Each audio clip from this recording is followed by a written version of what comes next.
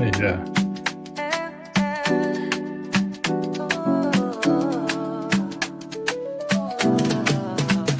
It's the Really Charlie podcast. Sounds so true. Grab a chair, pour out a glass. Let's break through. Echoes in the room as the stories unfold. Tune in, lean back, let the moments be bold. Yeah, it's the Really Charlie podcast. Tune your ear. With each word spoken, we're drawing you near. Yo, it's the Really Charlie podcast. Set your mind free. Diving deep, discover what's meant to be.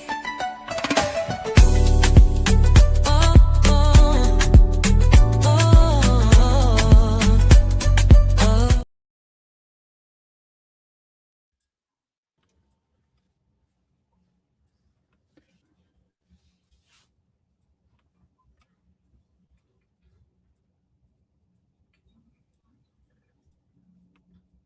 Ladies and gentlemen, hide your feelings and your no excuses. Also, hide your Facebook status because tonight, the Really Charlie podcast has the legend, the provocateur, the man who can start a family argument with just a look. Paulo Paris, aka the king of piss you off.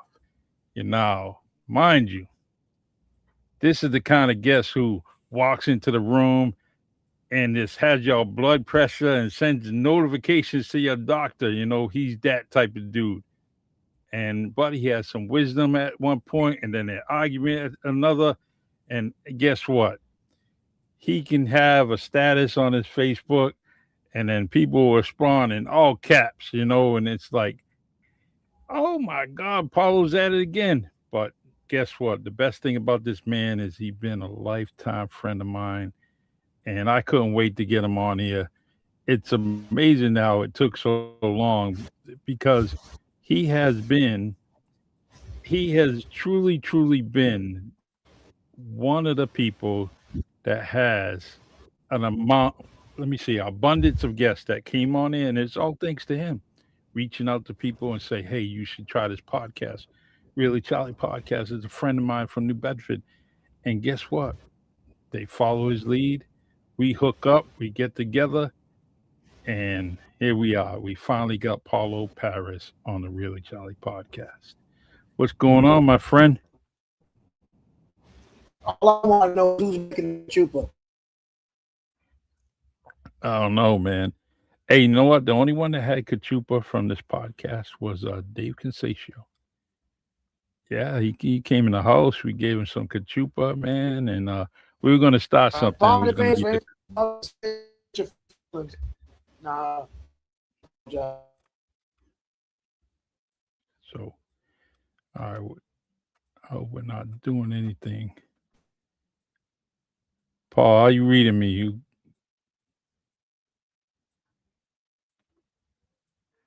Chad Pina, what's going on, man? We're going to try to get the guest back on here. I don't know what's going on with this internet, Wi-Fi, whatever. And I hope you're hearing me loud and clear. We're going to try to get Paul on. Paul, how you doing? I'm here. Hopefully everybody, I apologize if I hurt your feelings. Not really, but at least I gave you an apology.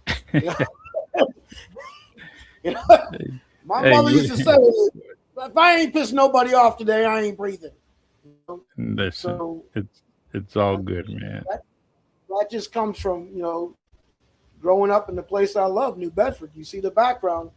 That's Hazelwood Beach. That's everything we did. That was a daily basis for us in the summertime. Sure was, man. Right. Kids be complaining that they gotta walk there, or they ain't going at all, man. And I'm like, that was a good walk, man. We had, oh my God. I mean, you and I talked about it off stage. We were just talking about how we travel 10, 15 people just to go where we had to go.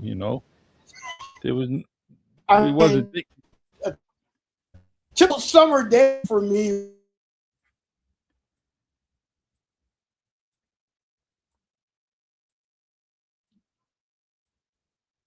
to Monty first thing in the morning, as people started getting there, you figured out what you were going to do the rest of the day, you know. Mm-hmm. And you know, we had a Fruit Man show setting up there.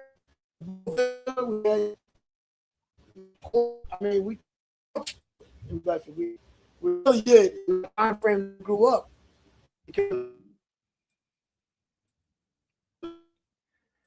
Keep going in and out, Paul.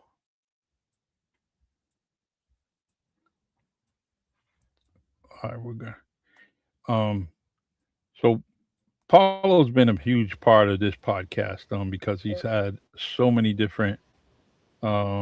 He's got a good network, and he's been, reaching out to me with different guests, and they've been coming on. It's just, it's got to be 12 guests already. I think, Paul, that you had sent me easily 12. You know, You want to laugh?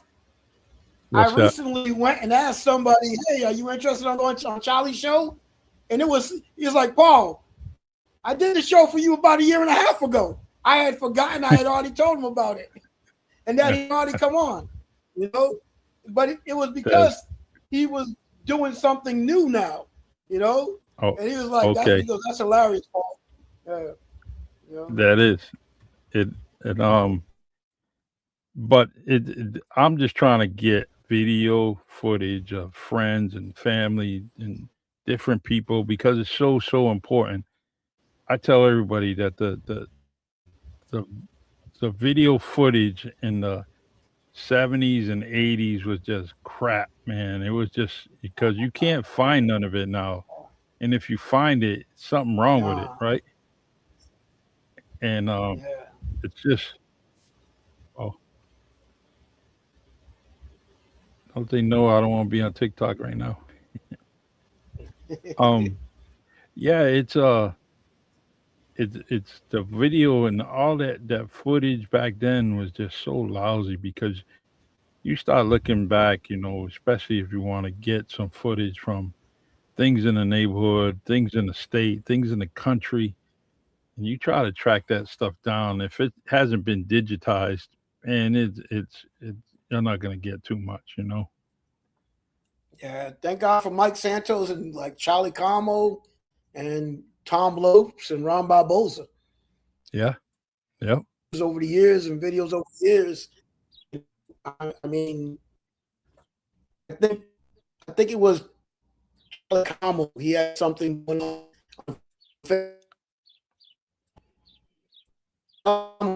Pictures from the, when we were marching. Yep. In one of the pictures, he had other man. Before he was a good character.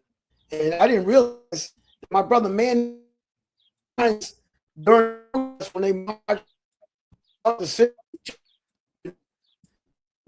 and was it C1P or whatever, about the church of my house, where we used to have a game room there. They used to gather the older kids before when I was still a kid. And it just blew my mind seeing all the pictures that he had. I was like, that really got me kicking on Facebook. And that's why this show right here is a true blessing, because so many times I say to myself, man, I wish I could talk to that person again. Because when I was a kid, I was just in awe. And now, the people and there are people that would never come and talk to people because of who they were. They did things out of their heart. And I'm like, nah, you gotta let the people know. You gotta come on the show. You gotta, because I admired you, like honestly, I wish I could sit down with Buck Bones right now. Yeah, because you hear me saying all his sayings all the time, Actually, give me one right now. Give me one. Let me do my Buck Bones. Young Paris, listen. It don't make dollars. It don't make sense. And he would hit me up. Mind you, I'm like 5, 6, 7 years old. Watching the house next to the sand. Remember, he put that house next to the sand park with his with his Tyroleans, jean shorts, his tank top, and Mm-hmm. sweating all up a storm. And people were like, they thought he was weird, but I was like amazed at his effort, Yeah. in the heat in the summer. Like I said, people were heading to the beach and going, and this guy's building a house, Yeah. sunrise to sunset, man. Mm-hmm. I remember he was sitting out there and somebody had came by. I can't think of the dude's name, but he offered to give him some help. He said, "No, I don't need no help. I'll get to it when I get to it." And that's was his he was beating to his own drum, man. No, he wasn't rushing for anybody. He was just doing his thing and he was living life, man.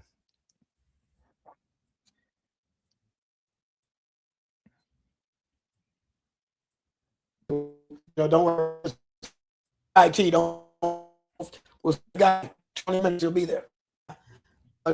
Sorry for the period. I couldn't hear you, Paul. I'm sorry.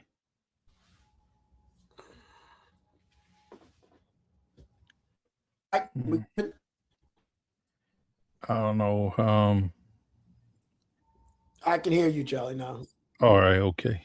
Um, let's talk about all right.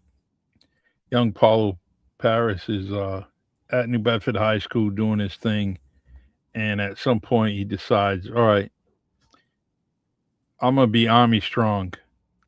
I'm Bay Village strong. I'm South End strong, but now I want to be Army strong. What pushed you in that direction? oh man, that was actually crazy.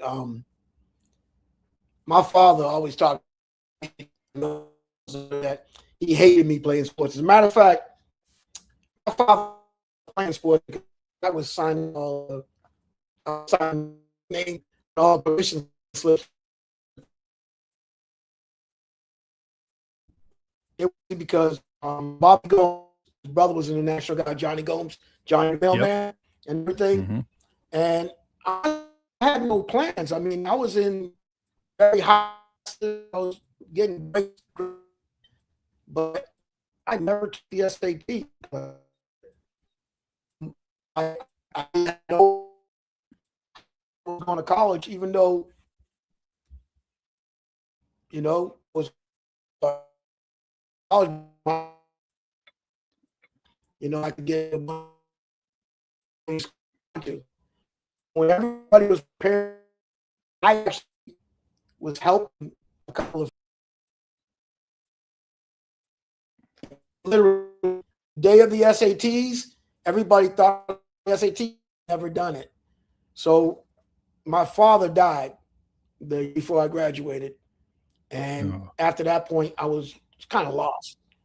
yep. And we had met a recruiter, and the recruiter was starting to hang out with us because like I knew a lot of people. So this recruiter Sergeant Coleman, he was like, "Man, can you help me talk to them?" I was helping him recruit people, Mm-hmm. and then one day he asked me, he said, "Why don't you take the ASVAB test?" And I was like, "What's that?" And he said, "To find out what you can do in the military." I said, "You know what? I like taking tests." So I took the test. Matter of fact, we all went out. We all got drunk the night before, got up early in the morning, went to Fall River, and took the test. And next thing I know, the Navy, Army, Marines, all these guys are coming at me, like offering me the world. And Coleman said to me, Paris, you scored, like you maxed out the ASVAB. And I was like, what does that mean? He goes, Nice. you can get any job you want in the Army. And I was like, okay. So I thought there was a lot more people that did that. He was like, nah. He goes, actually, you might go into officer training or something. I was like, no, I'm not doing 6 years. I'm not doing that. I went try. So he said the brand new MOS. I was like, I was not even listening to him until he had the $20,000 bonus. He had the $20,000 bonus for a poor kid from Bedford. And I said, what do you do to get that bonus? You pass the test.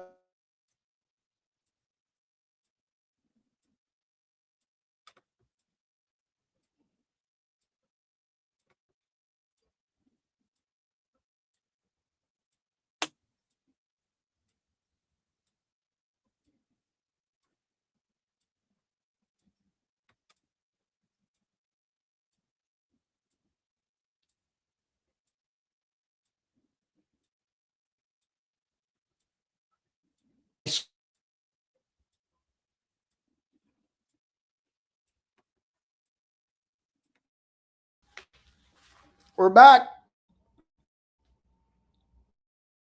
If you can hear me, and then I'll speed it up.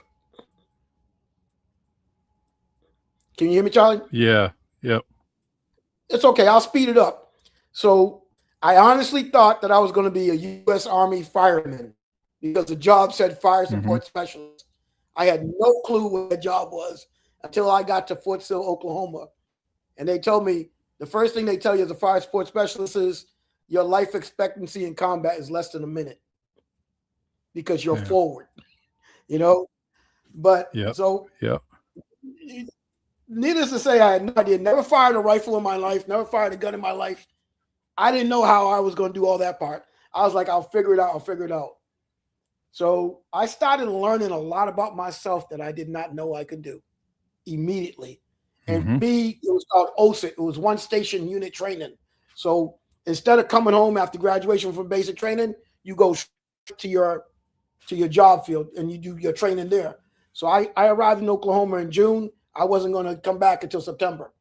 So yeah, so everybody was leaving that was going National Guard after the 8 weeks, and I went straight into class. And they're teaching me land navigation. And when we went to the rifle range and they showed me how to do it, the first time on the rifle range, I hit 36 out of 40 targets and never fired a weapon a day in my life. A big mouth, got in trouble every day in basic training.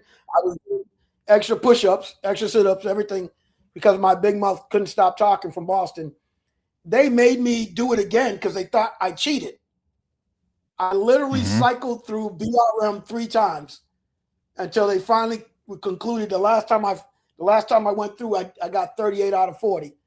So they're like, how the hell is a black man from Boston an expert with a shot?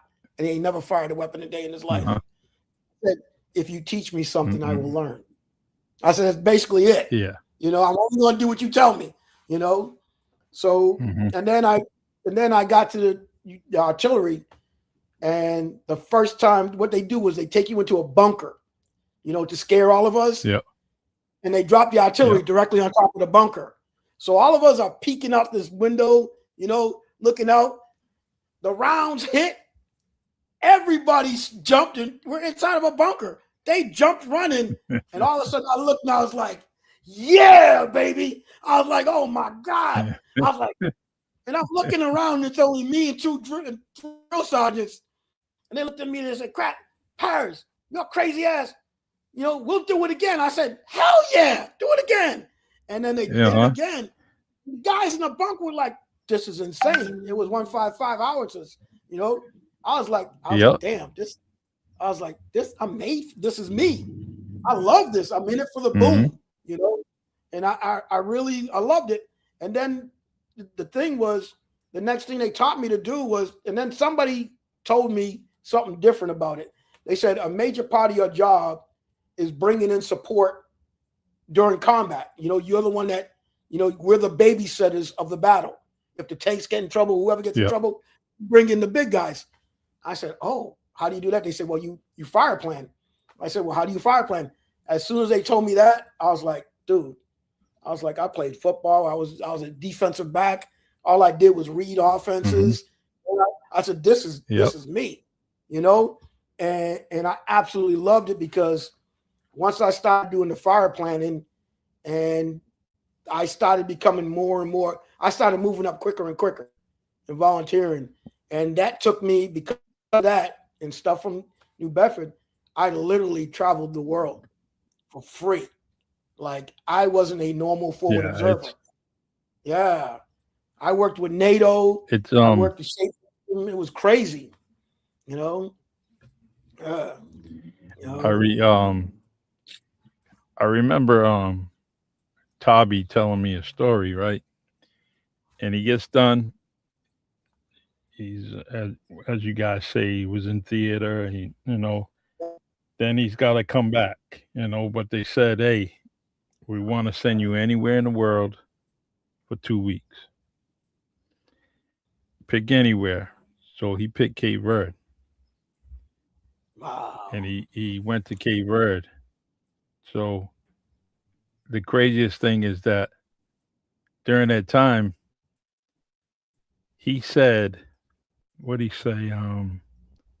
Confiada, something like that. But it's got a different meaning out there. But he said something, and he said it to a cop. End result is Toby got arrested. The guy kept bothering him, picking on him, but finally he gets released. Toby gets released, and because of someone he met on the island. And end result is he gets released, and cop that put him in jail, his superior says, this guy, U.S. soldier, just went to war. They asked him, where did he want to go in the world? He said, Cabo Verde. Do you realize what you just did? And so that sticks with me so much because Toby could have went anywhere, right? He could have went anywhere. And he chose Cabo Verde. And so can you share an experience like that you might have had? Traveling the world and it I've kind of told lasted I've told left it. people crazy story. So you got to understand, like New Bedford, how tight we are, New Bedford, Cape Verdeans, we're kind of different than other communities. And I love my New Bedford, Cape Verdeans, but at a certain point, a lot of us want to get away from each other. So Hmm. it really happened to me when I was not around them. So with this head and my attitude, matter of fact, I would get this.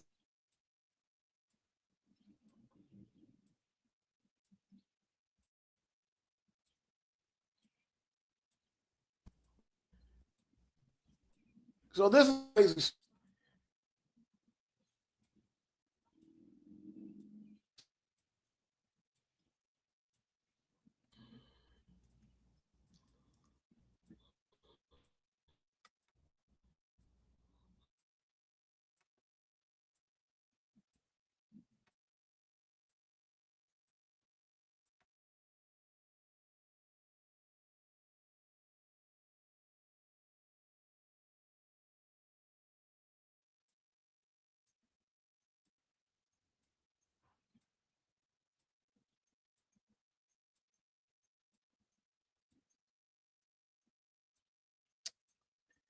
Hey everyone, I'm sorry. I don't know what's going on with this connection. We might have to try this again. Uh, So all right, we good, y'all? I guess, man. I don't know what's going on, man. Um, damn.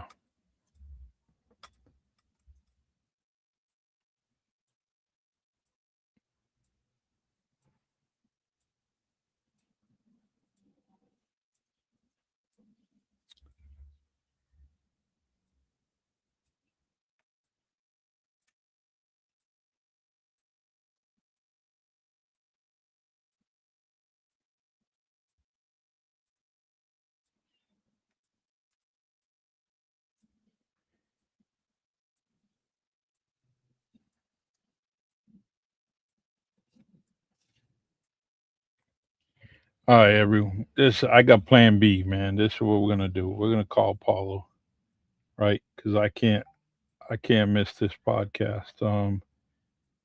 Dude is just we're gonna try to call him, right? Thanks, Doreen. I appreciate it. Let me try to give him a call here, and we'll get him on the speaker.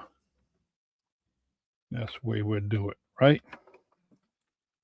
One way of doing it. I just don't want to miss these stories.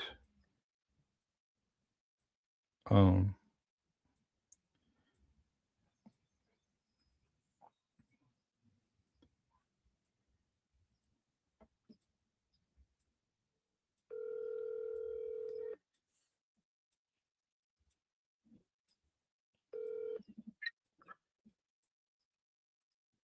Charlie, can you hear me? Yeah, man, we're still live, but I'm gonna use the phone for now. All right, All right. and then we'll capture some video of you and I.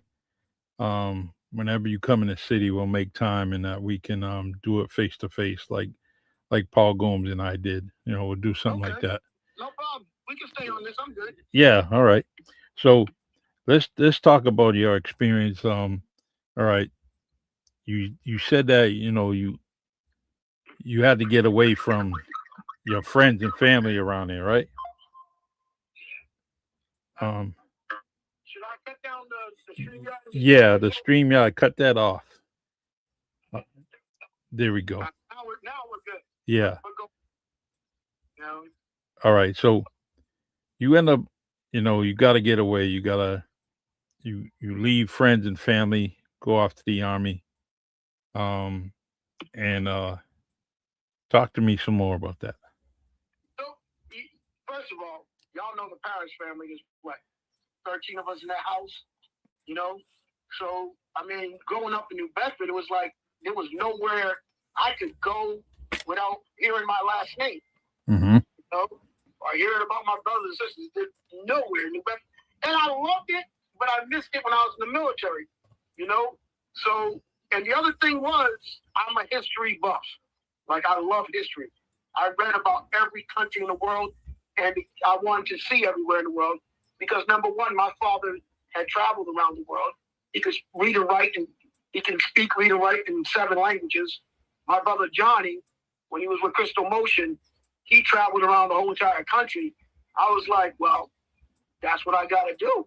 Mm-hmm. I got to go see what Paulo Paris is in this world, because I don't only want my life to be in Bedford, as much as I'm a part of it. So, and that's the funny part, because the story I was getting into is a story I tell everybody about my time in Germany. So, in Germany, in the combat arms units, when you're in combat arms, you're really tight. Yeah. And when somebody is leaving to go back to the States to change a unit, PCS, permanently change the station, you give them a huge send-off. Some guys, that send-off lasts like 3 weeks until they leave. But on the last weekend that's available before they fly, what everybody does is we all gather our money up and we take the guy out for the last hurrah. And it's basically, you go out to Frankfurt or whatever, and you go to every bar hop and every club, dance all night. Then you go to the Puff houses or whatever. Puff house, I'll say it nicely. Mm-hmm. My district in Germany. So here it is, 3 o'clock in the morning, 4 o'clock in the morning. We're walking around Germany looking for, now we got the monkeys and we're hungry. And I'm walking, and all of a sudden, somebody grabbed my elbow. And he grabbed my elbow, was asking you. I looked at him, and all of a sudden I heard, "Ever Fish Paris?" I'm drunk as hell, and this guy just said something I only heard in New Bedford. Mm-hmm. And I turned, I snapped my head, and all my boys from Chicago, LA, Detroit, all these places, they're like, "Paris, you okay, man? Is that dude bothering you?" Mm-hmm. I'm looking at the guy, and I'm like, so this is really happening. And I said to the guy, and he goes, no, I'm sorry. He goes, I got you familiar Cabo Verdean. Yeah. And I'm looking at him, and they're like, oh, what's he saying? And I'm like, holy crap. And I said, hello, Creole? And he goes, yeah. I pulled out my ID, and I showed him my ID. All of a sudden, he's grabbing me, Bentley. Uh-huh. I'm like, dude. I'm like, hey, what's up? He goes, well, could you? Uh-huh. And I said, are you freaking kidding me right now? Yeah. He goes, come here, Kachupa. You want to eat? And I'm like, Yeah. I said, we in Germany. You telling me they got Kachupa in Germany? He goes, Bentley. Okay. Uh-huh. And I'm the guys looking at it, what's going on? I said, just follow me. Just freaking follow this. Wherever this guy goes, we go. We start getting into a neighborhood. Like, it's obviously not a rich neighborhood. Yep. And he starts yelling, Ever, fish Paris, Bentley, fish Paris. And I'm looking like, dude, it's 3 o'clock in the morning. Why are you yelling? Windows start opening. what's the matter with you? You know, and I'm here like, yeah, fish Paris, not America. You know? And he's pointing at me. I'm like, and they're like, and then next thing I know, a triple flowing. They got Buffon, everything. Nice. And these Black American guys, they're like, oh, these your people? I'm like, hell yeah. Uh-huh. They're like, what's that smell? I said, we about to eat. We about to eat. Like, we're really about to eat. And they're going to feed us till we fall asleep. And yeah, and the next thing I know, grow the punch. I was like, both. And they're like, what's that? I was like, you're about to drink some Cabo Verdean liquor. Wow. In the middle of Germany, 3 o'clock in the morning, and I couldn't have been more happier to be Cape Verdean and more happier to be a Paris ever in my life. And this is what I ran away from, you know? Yep. And here I am finding these people in another country, man, and they're looking like us and talking, and and now all these people got my hair. The whole time in the military, I had to deal with my hair. Yep. You know, they're like, I swear to God, and then it's so funny when Professor Andre wrote that book and made that movie, Some Kind of Funny Puerto Rican. Yep. I heard that for 10 years in the military. For 10 years, I had to prove I was Black and African. It's crazy, you know. I heard that in LA. I heard it in Florida.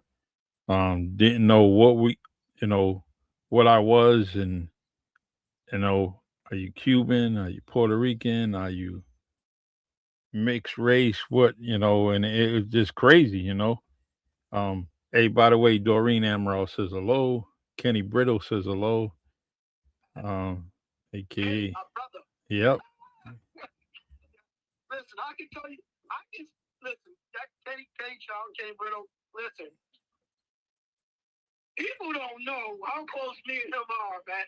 Like, I used to be jealous that my father liked him more than he liked me. Yep. Kenny was like that extra son, and then I would go next door, and Mrs. Chatwin treated me like I was there. And actually, there was a time when my father had a heart attack, and me and Kenny were roommates, living on the 3rd floor for about, I think it was like 5 or 6 months, because I did not want to go to Providence and live with my sister and change schools. Like, I did not want to leave New Bedford. Yeah. I did not want to my friends, all that stuff. Like, there was no way in the world, And there's been about 8 or 9 times where I had offers to live elsewhere because of my academics, or because people just wanted me to live with them, knowing the size of my family, and there was no way I was going to ever be away from my father. That was not going to happen. I can tell you a story, and nobody's going to believe it, but it's a true story. Unfortunately, the guy to back it up, he's no longer with us. So I was pretty good in academics. Me, Donnell Gomes, Jamie Castillo, Scott Jenkins, John Sewers. They were really high. They pushed me. I'm only smart because of them, because they made me work. They were busting ass so well that I studied even on the weekends just to keep up with them. They don't know this, but I'm saying it now. I'm only smart because of them. So one day, and my father was connected to a lot of freaking people. He used to cook for the Kennedys and all that stuff. So one day, my father said, Paul, he woke me up 4 o'clock in the morning. He goes, we're going for a ride today. And I used to always go places with my father. So the guy that was driving us, he had one of them Country Squire station wagons. Yeah. And we're driving, but we're not heading to the Cape. We're not heading to Providence. We were heading Western Massachusetts. Like, we went up. All of a sudden, that's the first time I ever seen Route 2 a day in my life. And we driving for hours on end. It felt like forever. And mind you, I'm from New Bedford. Even though I've been to summer camps, I have never been this far away from civilization in my life. Yep. And we get to this place, and I see I'll never forget the sign at the entrance of the road leading up. It said Northfield Mount Hermon. Wow. And I'm like, okay, Daddy, what are you cooking here today? What's going on? What's going on? He goes, oh no, Paul, I want you to meet some people. You know? And it was a Saturday morning or something like that. And next thing I know, I'm sitting in a room with a lot of white people. Yep. And nice white people, asking me questions, about how I feel about this. Some of them asking me mathematical questions. And then I started taking all these tests, and I was like, I don't know why the hell I'm taking all these stupid tests. And they're correcting the tests as I'm going along. And then I get back with my father, and next thing I know, these people are talking to my father. And then we're walking all around the beautiful campus up here in the mountains. I'm like, this is one hell of a summer camp.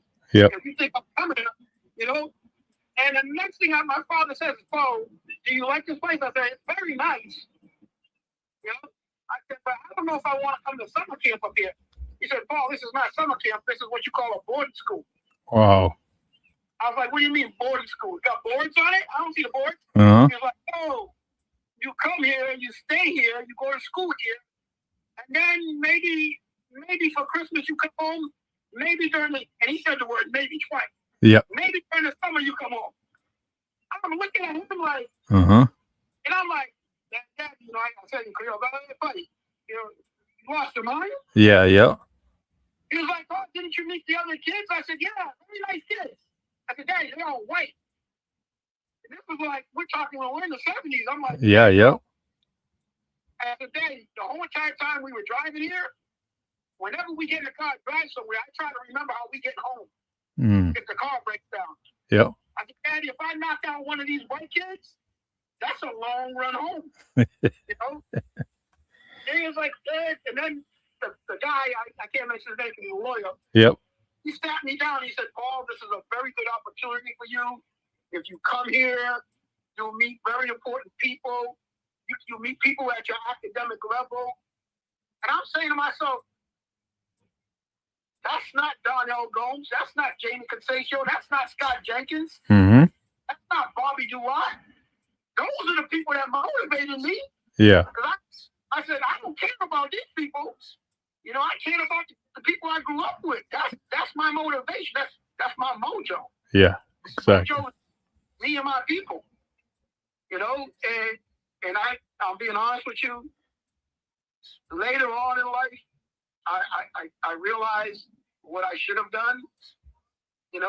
I had all intention. I wanted to play football at New Bedford High. Yeah. I wanted, New Bedford High was in kind of a slump, and I always wanted to bring winning from losing to anything, And I was determined to be with my boys, But that's the reason why my two daughters ended up going to NEPSAC private schools. Nice. Because I'll say this honestly, my two daughters exceeded me from jump. From jump. I'm very proud of them, and I'm very proud to be a father of them because they listened, they put in the work, and they had longer term goals than me. Like Janella, the town where my father was born in. I tell people this all the time. The word Janella, loosely translated, people says it means window. But if you're going to look at a word from a language that's that old, there were not windows in the 1200s and the 1300s when that language was invented. Yeah. There were portals that looked into the future, that looked forward. So I look at my father being from Janella as somebody who's always forward thinking, And I tell my daughters all the time, you got to be smarter than yesterday. Yeah. You got to wake up every morning defeating who you were yesterday. And they do that. They do that. And I told them, I'd let them choose their path. I could have very easily have been, you got to do this, you got to do that. I wanted everything that they did in life to come naturally, to fit. Like when I became a forward observer, I didn't know what a forward observer was, but I knew once I did it, it fit like a glove. Yeah, I'm glad that Pops had take you on that journey. and then you get there and you evaluate everything, and your heart is feeling something, right? And it's feeling that that attachment to our city, to our culture. People don't realize that. And when I was, in California and Florida, and it was just so much that something was pulling me. I wanted to go home, and I was going to do it any kind of way I could. And you talked about playing for New Bedford High School, and that was so important. In Florida, that was some of the best football I've seen in my life, right? And playing it at a high school level and seeing a lot of my friends and teammates go to LSU, go to Florida State, go to Georgia, go to Alabama, play in Tennessee, playing on these football fields. And these are guys that are playing with every day. And but I wanted to go home. I was truly, truly homesick. I needed to go home to play at New Bedford High School, and I would, even if it was just that 1 year, I wanted to play. And so I can relate to what you were saying about playing for the high school. It's so important. Let me tell you how special New Bedford is. New Bedford, even though I was away and I was in the military, guys start talking about their hometowns and everything. Mm-hmm. So when I graduated, when I graduated from High, and people found out last minute that I was going to the military, I did not tell everybody I was going in. Yeah. Like the guys that knew were Bobby Gomes, Dwayne Grace, they knew I was going. Even when I went to my prom, that's when people realized the day after my prom, I left for Fort Sill, Oklahoma. I left before Bobby and Dwayne. I did not attend the Bedford High's graduation. I was in Oklahoma doing push-ups and getting Aldi, So what happened was when all the girls in New Bedford High, when they all realized that I was not staying and going to college, with them and all that, and then I was not going to graduate, I was flooded with all these pictures to take with me. Mm-hmm. Dude, when I say flooded, it's crazy. So I had all these pictures inside my bag when I got to Oklahoma in Fort Sill. And I met this kid, I'll never forget him, from San Antonio, Texas. His last name was Berciaga. Mm-hmm. So I'm hearing all the guys going like, damn, oh my God, damn, Boogie. We called him Boogie Berciaga. Yep. They're like, oh, Boogie, oh my God. And I walked over, I was like, Boogie, what's going on? I looked, I'm like, damn. He had all these pictures of the girls from San Antonio. Mm-hmm. I was like, damn, they fine. I was like, damn, man, you know what? I'll put up my pictures. My pictures covered both doors on the inside. And listen, I didn't just have Cape Verdean girls. I had the Portuguese girls, the French girls. Yep. And listen, these dudes, and then, on the back of them, they had the little personal messages written on the back of them. Yep. These dudes, that's when they found out that what a Cape Verdean was. Mm-hmm. Because the guys from outside, they were like, you telling me she black? Like, yeah, bro. Straight from Africa. Yeah. Hey there, Lena Kudo. I'll tell you her name. Yeah. Like, you telling me she black? She not Puerto Rican. She not Spanish. Yeah. And I was like, no, Lena Kudo is very much Cape Verdean, born in Senegal. I was like, dude, she was born in Africa. Mm-hmm. And I keep going down the names, and I'm cracking up. They came to my locker every day to look at them pictures like it was a Jet magazine girls. And I'm there going like, for me, I'm like, dude, this is normal from where I came from. These girls are normal. Like some of them actually think they're not pretty. Yeah. Yep. You're like, that girl fine as hell. She thinks she's not pretty? I'm like, bro, we could call her on the phone. And she'll tell you that in New Bedford, she's not pretty. Mm-mm. There's a particular girl, she knows, she's probably listening. She knows who I'm talking about. Yep. This girl, she found out she was attractive when she left New Bedford. And then the guy she married, or the guy she was dating was like, oh, how come you never take me home? She said, I'm long enough here, you think I'm fine. She's always been attractive, but you gotta understand. I used to feel bad for some of the girls in New Bedford that didn't think they were attractive. I'm saying to myself, girl, if you keep, I told a couple of girls, if you ever want to come down to Georgia, come visit me, I will pay for the flight. Yeah. See the reactions. Oh, it's crazy, but Yeah. I actually have a cousin of mine that um she's down in Atlanta, and funniest story she told me, said that anybody I meet down in Atlanta that's Cape Verdean, she said I won't date them. And I said why? She said because in fear that we're related, they may be my cousin. She said so, and it could be someone that she finds attractive, but once they say they're Cape Verdean, forget it. She ain't dating them, and but I now that I get all that because you and I are both someone that are strong advocates for ancestry, and we're and then when we see all the ties and the different people, and I'm like, damn, man. But I ain't. Everybody says you're trying to get you're trying to make your family bigger. I don't care if it's blood. If it came from my great grandfather and grandmother on both sides, guess what? I want to meet those people. I want to meet them. They're blood related, and I need to see them. I need to let them know that we're family, and wherever they take it, they take it. They if they want to communicate, then we do it. And I'm not gonna skip a beat with them. I'm gonna let them know what's going on, and I love it. So yeah, but that was her story, and tell me about the first Kate. Crazy. You want to hear a crazy ancestry story? Yeah, go ahead. I got a bunch of them, but this was probably the most craziest. So I first started getting into ancestry. Then I uploaded to GetMatch and MyHeritage. So MyHeritage gets you everybody from European, that was Europe, and GetMatch is a big, huge database where everybody can upload their raw DNA file to, and the other sites can see them.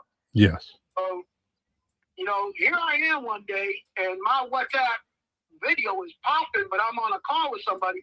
And I said, you know what? That's kind of strange. That looks like a friend of mine that I met on Ancestry, and it was this guy. Yep. Reggie Brown. Mm-hmm. I met him on Ancestry DNA Inc., and he was trying to find his family and everything like that. So all of a sudden, I said, all right, Reggie, let me answer Reggie.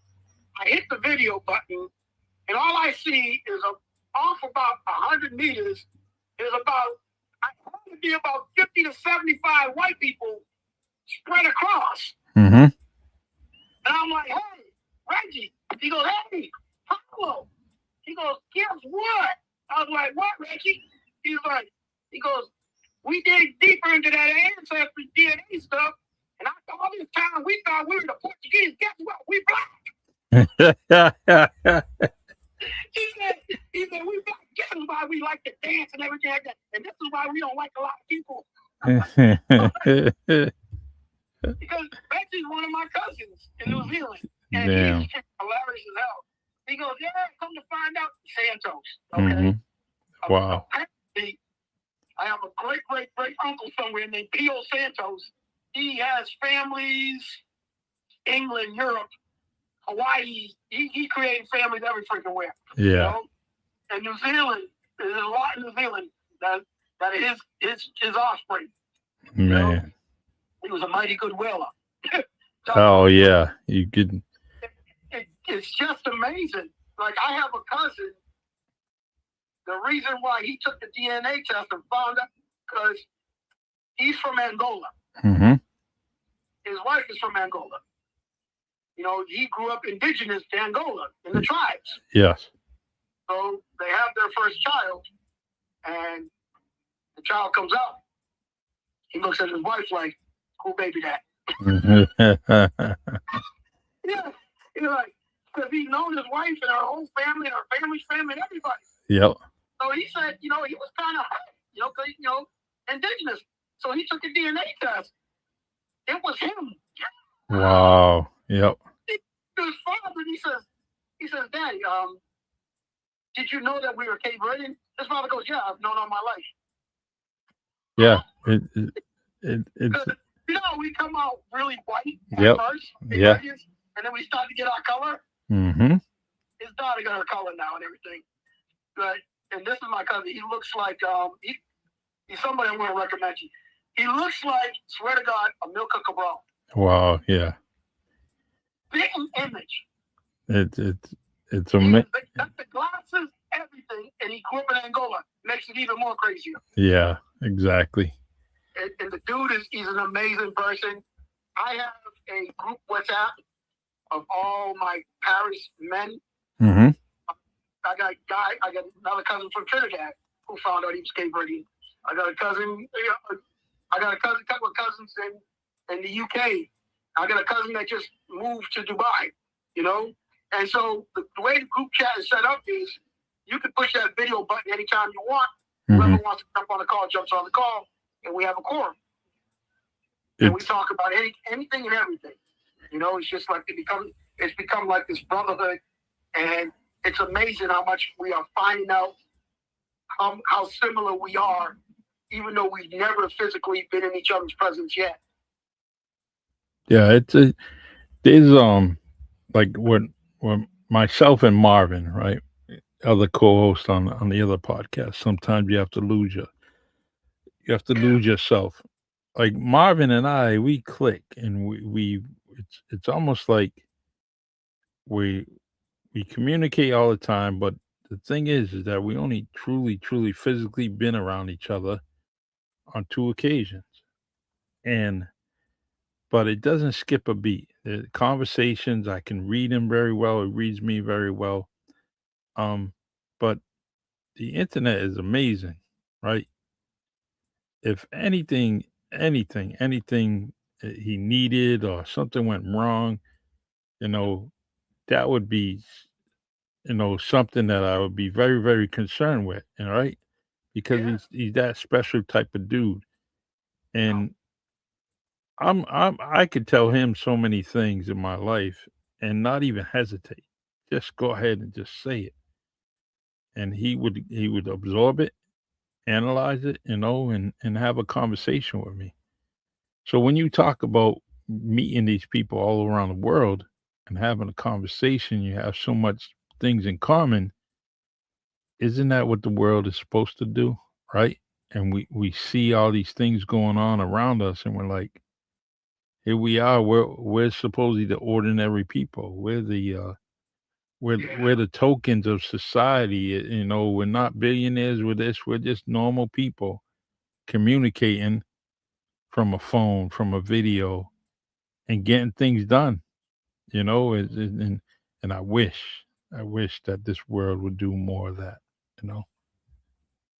Well, me and Marvin, oh my God, me and Marvin go back. Oh my God. I met Marvin obviously through his wife. Yep. Because Yep. Come to find out she's my cousin, and it was funny because the only reason why I met your cousin was because of the way and he's the reason I tragically met Marvin under tragic conditions was me and Shaky Dave. Yep. Dave Lumber. Me and Shaky Dave go way back. And me and Shaky have all these cars. There's a lot of things I've done because of Shaky. Yes. Because of our 2, 3, and 4 hour conversations. Well, people go through their spurts where they, you take a break from each other. Yes. Your cousin all of a sudden called me. And I was like, wow, I got to take this call. What's going on? Yeah. So she called me, and her and Marvin were the ones that told me of Dave's passing. Yeah. Like they were at the house. Sad day. Yeah. And, we took me and your cousin, we were real close to Shaky. They told me about what his life was like before that. And I ended up talking to Marvin for a long time. This was before your cousin got sick. Yeah. And everything. And I was like, this is a solid dude, man. He's really cool. I'm so happy for her. Yeah. This is the one. You remember your cousin had that record coming out and all that stuff? Yes. So we were hitting each other up back and forth. And I was like, I hope one day to meet this guy. Hmm. And then the next thing I know, he had to inform me what was going on with his wife. Yeah. And I don't tell a lot. When I was in the military, one of my extra jobs that you do once you start making ranks, you take on these extra duties. Mm-hmm. I was suicide prevention.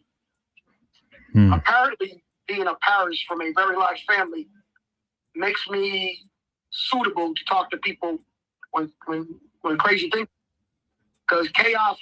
I used to tell them all the time, I don't know what normal is. I'm a Paris. Everything in my life is chaos. Yeah. Chaos for me is normal. You know, I'm that guy that would call the cops if it's too quiet outside, just so stop put me to sleep. You know, so yeah, so I did a lot of suicide prevention and stuff like that. And there were times when I was talking to her and we were talking, and I told her about that. I said, I wish Shaky had reached out to me because, he went into his own little world. We stopped out and Jamie Dias. Mm-hmm. It was Shaky and Jamie Dias on a three-way call. Them two Laker fans versus one Celtic fan. Yep. And we were going at it for hours. And Jamie don't back down. No, he doesn't. Shaky likes to have fun. And to this day, I really miss those conversations because, man, they were special.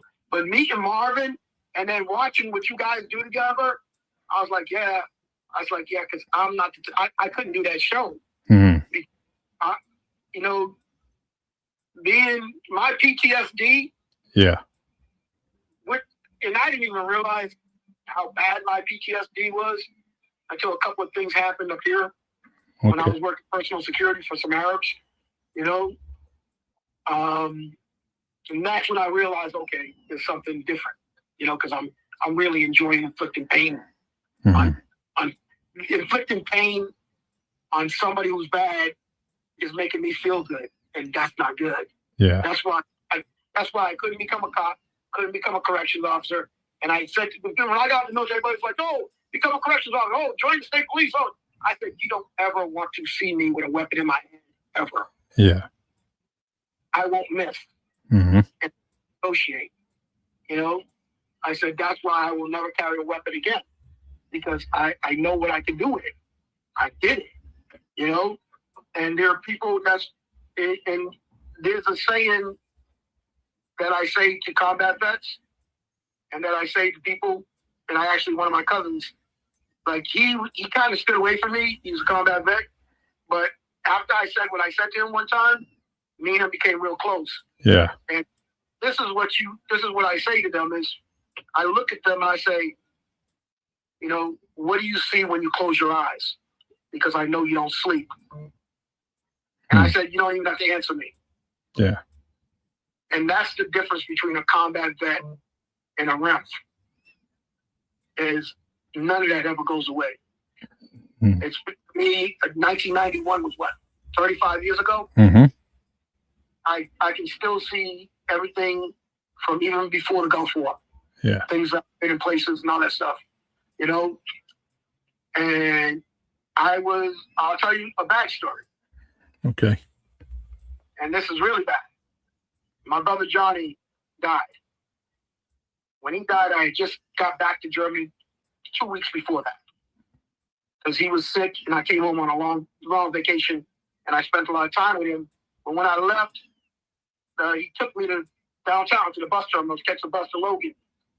And here we are walking up Pleasant Street, Ivor Met liquor store, and all this stuff. And he's fine. And I'm like, John, you remember my brother John? I'm like, John, stop. I cannot get on a plane with you doing this. Yeah. I said, you need to stop freaking crying. I said, I'm just your baby brother. I'm good. Mm-hmm. I'm safe. I'm good. I know what I'm doing. Well, Paul, you went to combat already a couple of times, and this and that happened, I was like, Johnny, stop worrying about me. I said, because trust me, I cannot die in combat. I know it's going to take a woman that's pissed off at me to kill me. Mm-hmm. So other than that, I'm not going to die. And that's one of the last things I said to my brother. Wow. 2 weeks later, I'm at a flag. We had a flag football game, and I was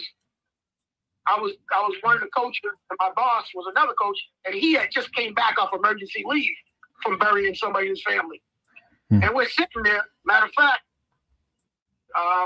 Dwayne The Rock, if you're listening, I think Shaq was up there with us because Shaq was a teenager while flicking Germany with us. And his father was one of the players on my team, Big Head Harrison. And I love Harrison.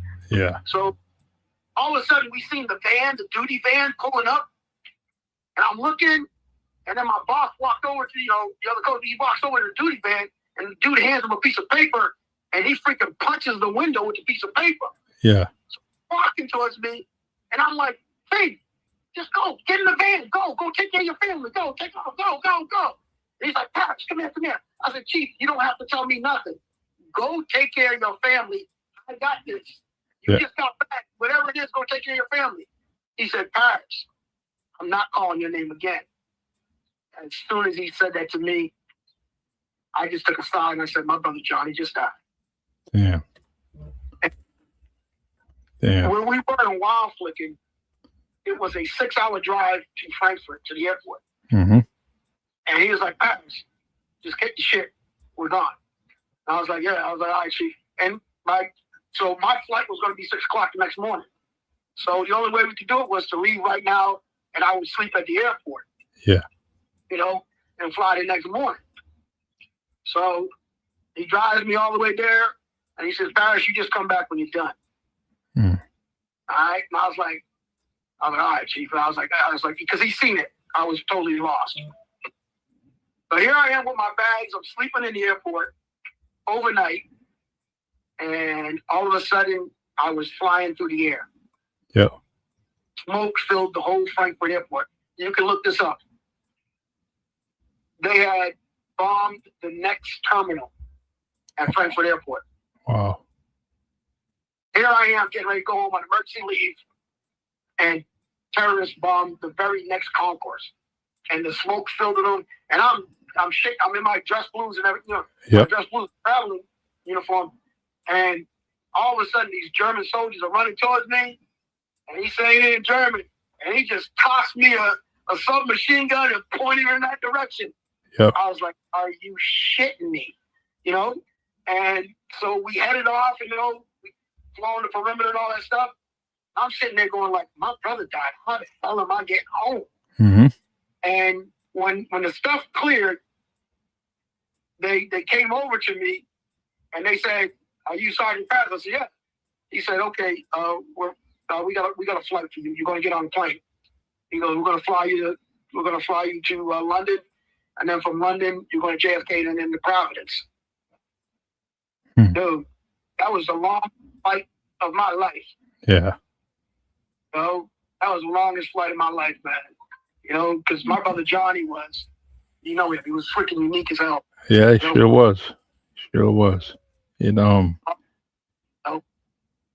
was the real world stuff that happened. We couldn't do nothing about it, man. But yeah, I remember getting the word that he had passed, and but it's you just don't think of those OGs leaving you, right? You just kind of think they're made to be like that oak tree in the yard, maple tree in the yard. They're always going to be there, and so it's just crazy, and I definitely feel for you with that story, and I always tell people that, your story has to be heard, and that's why, I have you on here, because I know there's an abundance of things. You have your own library that says Paris on it. And I know you have so many stories, ins and outs, and things to share with people. And it's very important that we all do this, because there is a young male or young female out there listening to this, right? But they're at the beginning stage of what you went through, right? Or what I went through. They're at the beginning. They want to see they need to hear these stories. Not to inspire them, but to just give them awareness of what the U.S. Army is. And you can only experience, you can't tell anybody what the U.S. Army is. You got to experience. It's the only way. It's the only way. And I mean, there were a lot of things. There was a lot of things I did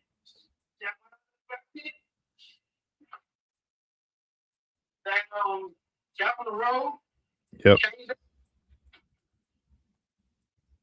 But I'll tell you, I mean, I've been lucky, extremely lucky, when you talk about it, because I have met some of the most amazing, famous people in the world, you know, have gone on to do things. And it's just because I'm from New Bedford. Yeah. I'm not afraid to talk to nobody. Exactly. You know, believe it or not, that was perceived on my as far as me as a negative, that I was talking to everybody on the job. I didn't have any problem talking to people. Didn't care where you was, you know. Yeah. And they always trying to push me to the next call, to the next conversation. I'm like, look, I'm building a rapport, and this conversation is going to go as long as I want it to, or they want it to, right? Exactly. And I don't know why people think that's a negative. It's not a negative to have a conversation with someone. You know, funny part about this whole thing with me? Yep. But crazy story. All right. As a kid, you know, there's certain things that stick with you the rest of your life. Yep. The discovery of penicillin. You know, and when I heard the story of how Louis Pasteur, you know, discovered penicillin, it was from a poor kid. Yep. So I took that as you never know who or what you can learn from. Exactly. So why not talk to everyone?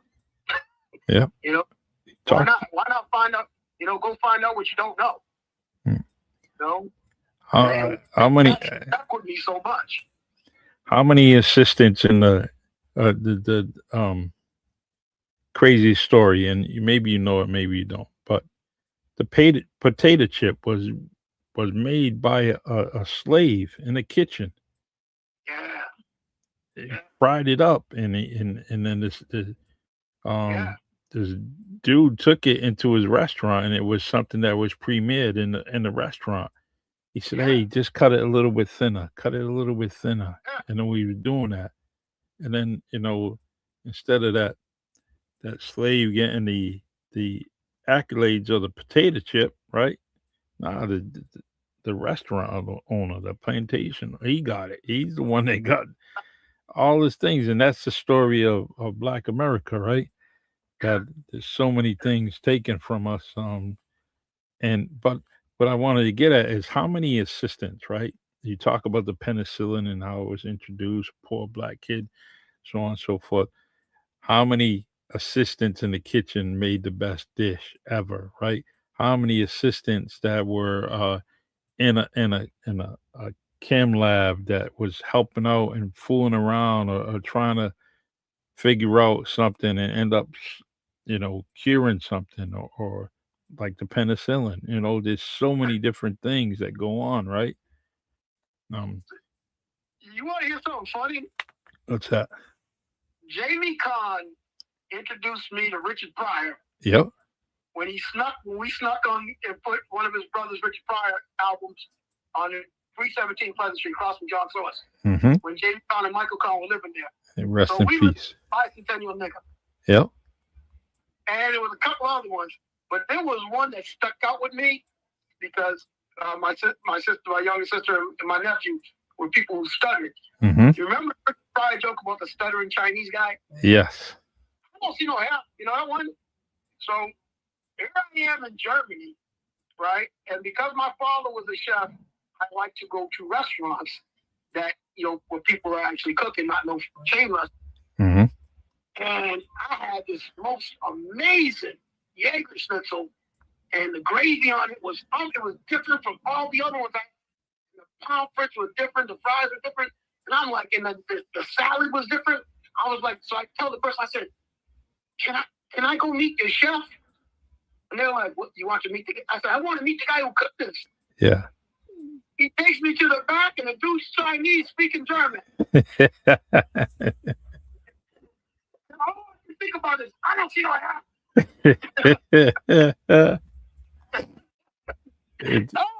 I was cracking up because, I said my father spoke 7 languages. Yeah.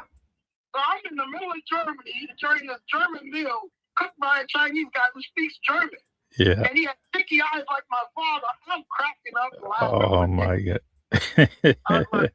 And that's one of the moments where, because you went to California, you went to Florida. Yep. That's one of the moments when something funny happens that you want to turn around and see your boy from the Bedford and say, look at this shit. Yeah. But it's not there.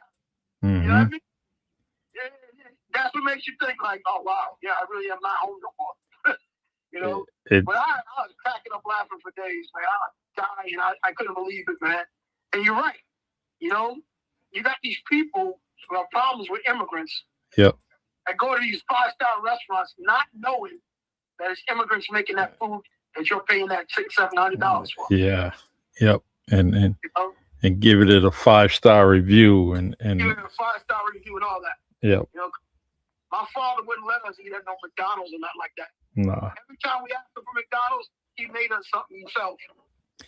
We're like, I don't want this food. He was making us them, what you call it, Juicy Lucy's. Yeah, yep. Hamburgers and stuff like that. Uh-huh. Like, that's not no McDonald's hamburger. Well, you put something in it. Yeah. And they people making Juicy Lucy's and having all this money and stuff like that. Hey, you mentioned someone's name, and I got to bring this up. And John Soers, right? Yeah. Good friend of ours, more like a brother with you. And where was you when he passed away? I was here in Boston. Okay. I still remember it. I remember that day. That day will never leave me. So let me go deeper into John Soers.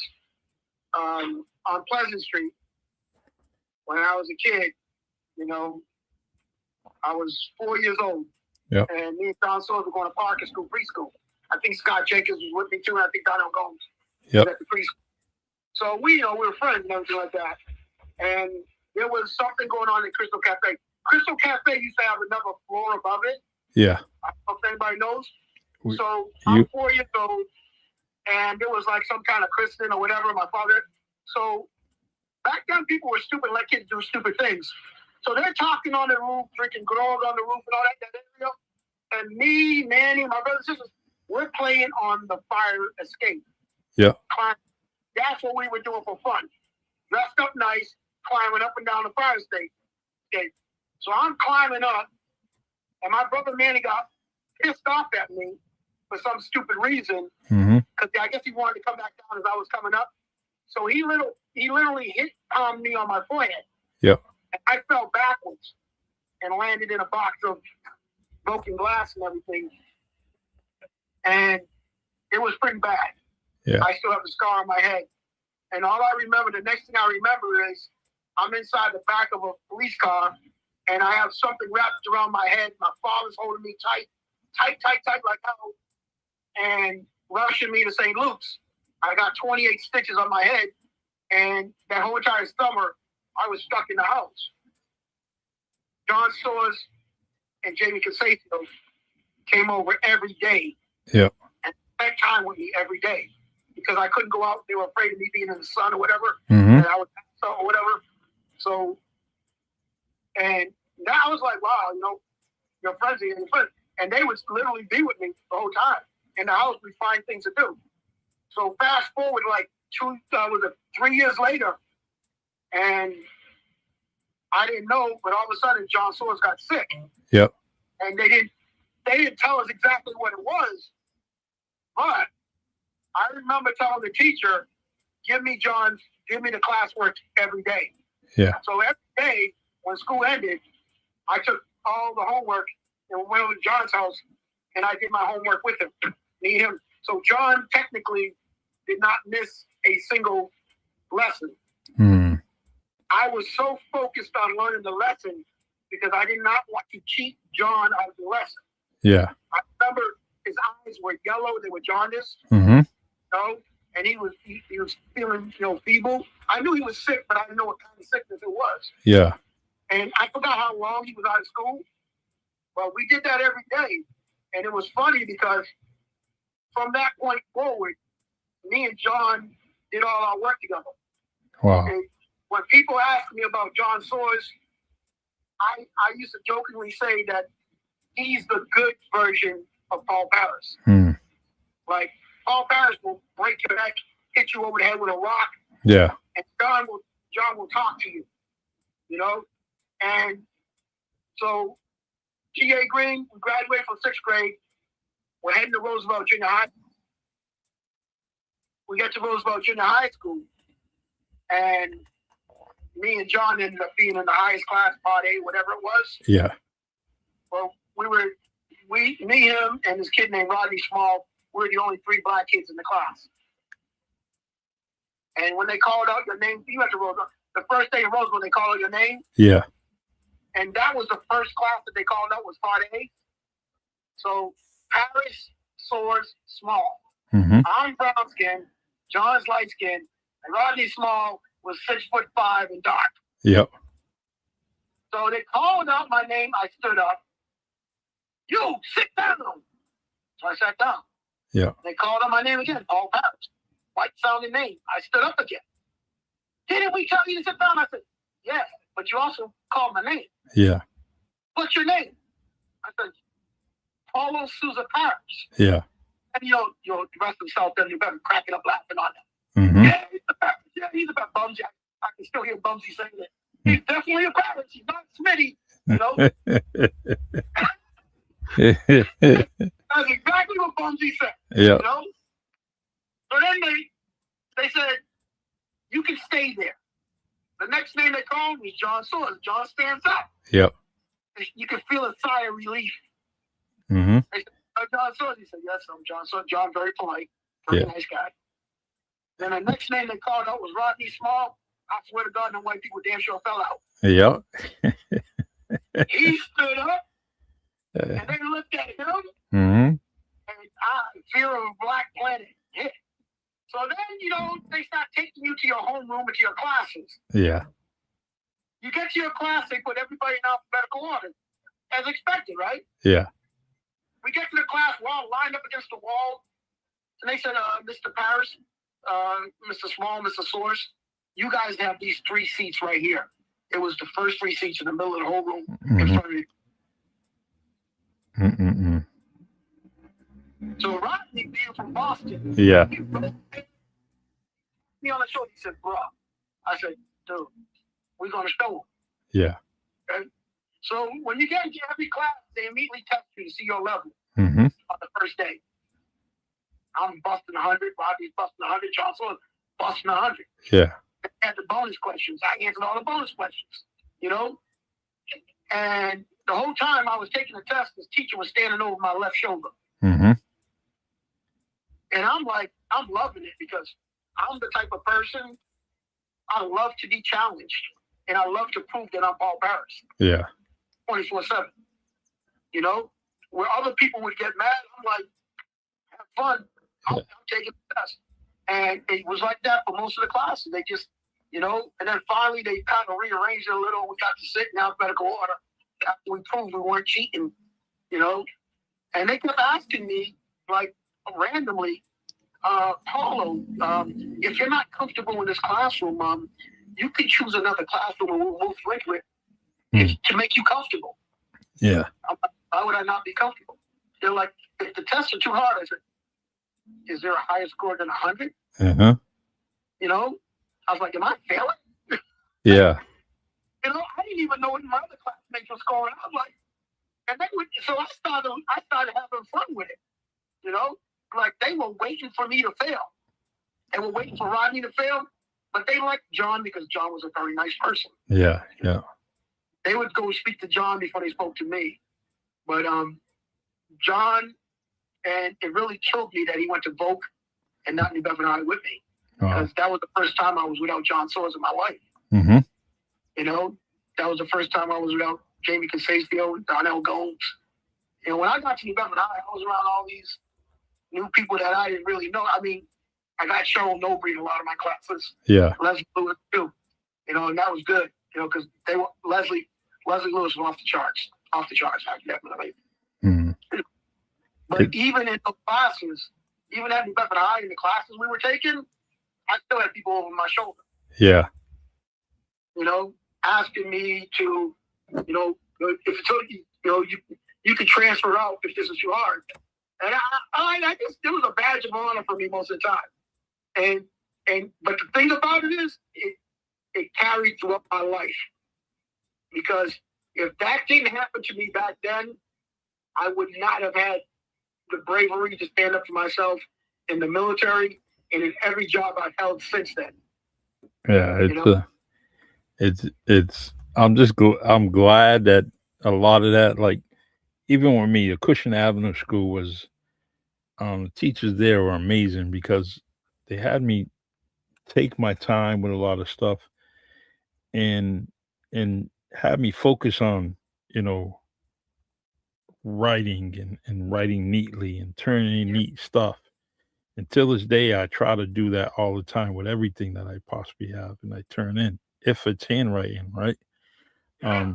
So I T.A. Greene was the most amazing elementary school ever. Mind you, we had absolutely nothing. We had no cafeteria. Yep. We had no gym. We had no playground. We had nothing. Yeah. Our library was inside of the principal's office on the first floor. Crazy. And a big library. We used to go to the vets to eat at certain points. Oh my God. We would have to go to other schools for other things. But the class and the teachers, like I tell everybody, Mrs. Cromwell used the reading cards to teach you words. Yeah, yep. So Mrs. Cromwell was my second grade teacher with Mrs. Batchelor. Mrs. Batchelor became Mrs. Tessier. My second grade teacher and I shared the same birthday, February 20th. And I can tell you all my teachers from T.A. Greene because all of them were so caring and so amazing. All of them. But I knew Mrs. Cromwell. Yeah, because she lived down the street. You know? Yep. So I knew it. So when I got to second grade, I was like, yeah, Mrs. Cromwell, I can hug her. Every day. You know? But she was real when it came time for the reading, teaching the kids words. And I'll never forget when she taught me the word success. Mm-hmm. She specifically pointed that at me. And imagine at that level, yeah, 2 C's, 2 S's. I was like, yo, you going upstairs on me now. This is kind of difficult. Yeah, and she said to me, she said, Paul, it's not the word, it's the meaning. Mm-hmm. And I looked at her, I said, because you know they used to teach you the definition of the word. Yeah. And you were focused on, no, I need to learn how to spell it so I can pass the spelling test. You know, but she was like, no, Paul, you have to know the meanings of words. Mm-hmm. You know, probably. And this is a special word. It's called success. And she said to me, she said, success is when you go for something that you want a lot. Mm-hmm. Achieve it. I was like, dang. Like, I can still, right now, as we speak, I can tell you what she was wearing. I can tell you how she was sitting. I can tell you she had the card in her right hand and her thumb was underneath it. I can tell you everything about that word. Yeah, when that moment happened. Because you know how they say when the light goes off? Mm-hmm. That was one of them light goes off moments. Because she said anything that you want, that you work hard for, and that you get it and you earn it, that's the word success. It's amazing. We were fortunate, right? Because we had Mrs. Cromwell, we had Mrs. Carol Gomes, we had Mrs. Louise Francis, we had Mrs. Penny Santos, we had all those into our schools, you know, being the teachers' aides and And Mrs. Barrows, lived on Rockland Street. She's still the most uh it's Coach Barboza, Ronnie Barboza's sister, and I never knew this all my life, but that's his One sister. story I had to remind my classmates about What was that? that they didn't believe it. So Mm-hmm. I think kindergarten, we were in kindergarten or first grade. Yep. So we used to have a guy that came with a guitar. Mm-hmm. We used to call him, the bear man with the big beard. We used to call them Jesus people because they wore handles and all that stuff. And these are these white people that would come, and it was like three. We had three in our class that would show up, and the white women, they wore multiple layers. Not gonna lie, multiple layers. And I always used to see this one lady, the one of them that I liked a lot, that was really nice to us. I used to see her when she would leave the school. She would walk over to the Carmel's house. Mm-hmm. Down the Carmel, Mrs. Carmel's house. Yep. Next door, in between Kenny and the Chapmans and the Andrews. And I was like, and she would talk to them. And I used to make fun of her last name. Because her last name, I was like, what kind of name is Royale? Mm-hmm. Yep. Like, well, you can call me Hillary. Mm. That was Hillary Rodham Clinton. Wow. And I didn't really realize it until she mentioned her work in New Bedford during that era, working with the underprivileged kids, schools and all that. I was like, she was wearing them Jesus because her hair was dark back then. Yeah. And she used to put the two pigtail braids on the side. Mm-hmm. They taught us how to make God's eyes, and we did the gimp thing and all that stuff. And the guy, this is a song, swear to God. To this day, I sing the song when if I have a hammer in the morning. Mm-hmm. They were singing, all these songs, Joy to the World and all that. Yep. That's when, what was it? They had all the Partridge Family TV shows and stuff like that. And I was like, they're teaching us Partridge Family songs. Mm-hmm. I have a hammer in the morning. Yep. And the guy, we really liked the guy because he was a tall guy with a long beard, and he played the guitar all the time, wore the Jesus sandals, and they were just nice white people. It's that block got its own history, man. Talk about the block. Yeah. You know who my next door neighbor was? My next door neighbor was Francis Parky Greene. Yeah. It just. I knew that he did the Black Panther thing and all that, but he was Parky. He was Parky, my next door neighbor. Yeah. I love Parky. I love the sense of glory. I love Arnold, one of my favorite songs. Anthony, my Dale's age. Mm-hmm. And Mrs. Grace, I used to always do errands for her and all that. Yeah. As Anthony and them got older, when Anthony left, I used to run errands for her. I used to shovel her sidewalk. My father would make us do it. We used to bring her kachupa and all that stuff.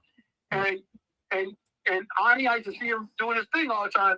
And I remember Party in 1968, 69, when a lot of things were happening, because when the summer of 1970, nobody can forget it. Yeah. That was when we lost Shibby. Mm-hmm.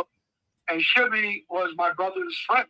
Shibby was at my house every day. Wow. He used to buy me and my brother Manny the big lollipop, the big huge one. Yeah, yep. The purple one. He's telling me purple's royalty, your royalty, Mr. Paris. Mm-hmm. And I love Shibby. Shibby was this tall, light-skinned brother. Yep. And cool. And my cousin Snooky and Vonnie, Russell Almeida, Comanche Ray, and all those guys, that group, Fat Jack and all them, they would all be at the house. That's right. My father was always cooking, you know? And my father would be like, oh, don't you guys go out there and smoke that shit and get in trouble? Yeah. I don't want you guys getting arrested for that stupid shit. Mm-hmm. And then we heard the news of what happened, and then we couldn't, people forget this, but when Shibby got killed, there was we couldn't leave the house. Yeah. The kids had to be in the house. We were not allowed during the riots and all that. I was locked in the freaking house, But I'll never forget that, man. There are things that happened in my childhood and then also, one of the guys they used to, because we used to always take in people all the time. They would live in my basement. Yeah. They on their own, my father used to be, they would work in the fish houses. Mm-hmm. One of them, I used to call him Easy. Yeah. Didn't know that was a dude from the lunch table. Mm-hmm. Yeah, Jabril Jabril. Kazan. I did not know that was him. Ezel Blair. Yeah. That forward like 30 when Mrs. Chapman passed away, Mm-hmm. and I'm at her funeral. I'm coming out of the church, and I see him as Jabril. I know him now as Jabril. Yep. And I wanted to, go shake his hand and say, a pleasure to meet you and all that stuff. And he's talking to the mayor right in the parking lot, the Wellway parking lot. Yeah. And I'm walking towards them, and he's talking to the mayor, and I'm about 3 feet from them, and I'm like kind of hesitating my steps because I didn't want to interrupt, Mm-hmm. And all of a sudden he looks over, he goes, "Hey, is that you, baby Paul?" Yeah. Yep. And he said that. I was like, I'm looking at him, I'm like, huh? And the mayor goes, you know the gentleman? He goes, yeah. He goes, they lived in that house at the bottom, around the corner down the street, that first house. Mm-hmm. I used to cook them, and their father taught me how to cook jag, and I learned how to cook when I first came up here. Mm-hmm. And then when he started talking, I just said, "Easy." Mm-hmm. He goes, yeah, you remember. Yeah. He goes, yeah, all the kids used to play with me because I was almost their husband. Because you had my brother Peter, you had Easy, and then you had, was it Bubba Rockets? Yep. They were all the shortest guys. Mm-hmm. And we used to like the shortest guys because freaking Bonnie looked like he was 7 feet tall back then, Bonnie Althea. Yeah. And oh yeah, there's so many guys, man. Jimmy Bookman, another one. Douche. Jimmy Bookman, I thought was the biggest mountain of a man in the world. Yeah. And every once in a while, Big Jake would come by and say hi to my father, and it was in his uniform. Yeah. I was so proud. Yeah, it's a proud moment, man. He So I'm so proud to look at him. It's a great moment. And good. But yeah, that's New Bedford, man. It is. No, it's even crazier. So my brother Joey had a paper route. It was a paper. They pass the paper routes down to everybody. Yep. So when my brother Joey got the paper route, we were on 6th Street and 7th Street and all that area, going towards Channel 6 News and all that area. Mm-hmm. So we used to deliver to like a Jewish family over there, a bunch of Jewish families over there. Yeah. Dad, all that stuff over there. And these were nice people. They always give us nice tips and all that.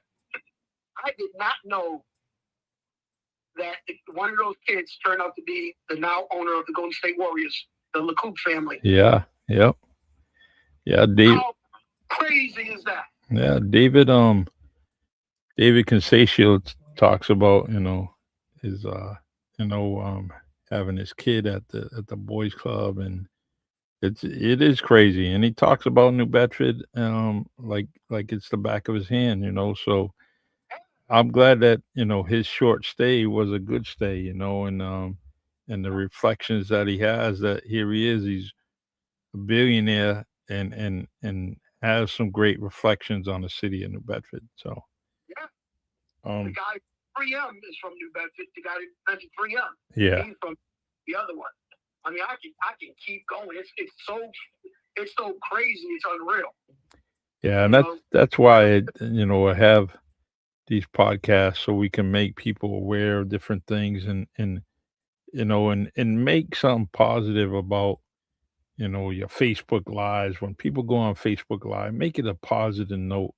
Get every now and then, give it something that can carry on and where someone learns something, right? And you do that. I think we all do that. Paul, before all of us to bring our skills back to New Bedford. Like people hear me, like I talk about nondescript people that nobody understands. One huge positive person in my life that nobody really understood and knew, Roy Ferguson. Yeah. I tell Lamont all the time about some of the stuff his father used to say to me. Mm-hmm. And I love Blaine to death too. Yeah. Like I could look up to Blaine like he was a freaking god, and all that. But Roy was hilarious, but he always taught you something. Yeah, he I miss him. I truly, that was one of those dudes older than me that you know what? He didn't disrespect me. He talked to me, had no problem, give me a hug, and it just, it's and it means a lot when somebody like that does that Oh, in front of everybody, right? like me and Scott Jenkins would be going to Monty's spot early in the morning to Mhm. try, because you know how you couldn't get on the court once the big guy. True. I'd be at Monty's spot working on our little dribbles, our little shots, our little games. We'd either be working like making up plays with each other, how we were going to beat people and stuff like that. And Roy would show up and be like, "What you two knuckleheads doing? Come on, let's Yeah. play." Mm-hmm. Listen, and you try to take a shot on Roy, Roy would slap that thing over the fence. Go get that ball. Don't let him bring that shit back in here. Yeah. They didn't. Roy taught me and Scott not to fear anybody on any playing field. Just a good dude. Number one thing I learned from Roy Ferguson was you show up with what you got. Mm-hmm. Make them take it from you. Yeah. And it causes a lot of problems. Like I said, I piss off a lot of people. Because of Roy Ferguson, I don't believe in the normal for anything. The problem I have with a lot of guys, a lot of sports fans, and people from New Bedford is they see a winning formula from the year before, and they think that that's the only thing. That's the only way to win. Yeah. And they say things like you're doing it wrong. How do you know it's wrong? Mm-hmm. Well, because history tells you, and this is how the Bulls are winning, this is how the Lakers are winning. I'm like, that's how they're winning. Mm-hmm. Because one of the first things Roy ever said to me was, he was like, "Yo, you knuckleheads gonna go play? Y'all play for the vets?" I said, "Yeah." He said, "When you play against the barristers, you better let them know who you are." Mm-hmm. And at that time, the barristers were, Firmino, Danny Concesio. Yep. They had Don Fortune on that team. Kerry Swanson, my boy. Mm-hmm. Yep. The barristers were the beast. Yeah, they were. I accidentally joined the vets because Scott Magnet could not make weight. Mm-hmm. So I showed up the day before, 3 days before their first game, to watch Scott Jenkins practice. Mm-hmm. And somebody said, "That Paul Paris, he got those people without a helmet." And they were that far sick of thing and said, he looked at me and goes, "Hey, I know you." Yeah. You Peter Paris's brother. I said, "Yeah." "What's up? What's the matter?" He goes, "Come over here." Mm-hmm. And somebody asked you to do something. I walk over, he goes, "Hey," he told somebody, "Take off your shoulder pads, give me the pads." Mm-hmm. They put in the shoulder, I never put on shoulder pads in my life. They put the shoulder pads on me. Somebody give him a helmet. Yeah. And they lined me up next to Bobby Gomes. Mm-hmm. And he said, "I need you," and he showed me how to pull. Yeah. He gonna block that guy right there. I said, "How hard can I hit him?" Uh-huh. He looked at me and said, "Paris, don't be talking no shit over here. You better knock him as hard as you can, because he's gonna try to knock you out." Mm-hmm. And I forgot who it was. Yeah. But when I pulled, I depleted him. And he looked at me and goes, "You want to play?" I said, "Yeah, but I can't father on me." Mm-hmm. He goes, "Want me to talk to your father?" I said, "No, that's all right. What do I got to do?" He said, "Well, the father needs to sign his permission slip, so we have permission for you to play." He goes, "Don't worry about it. We'll get your uniform and all that stuff." I was like, "So my father has to sign his paper and then I bring it back to you?" He said, "Yeah." I signed that paper as soon as we walked away. Yeah.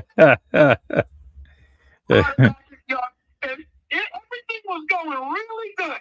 Yeah. Really good. We played our scrimmages. We started playing our games. We were undefeated. And here it is, one Sunday morning.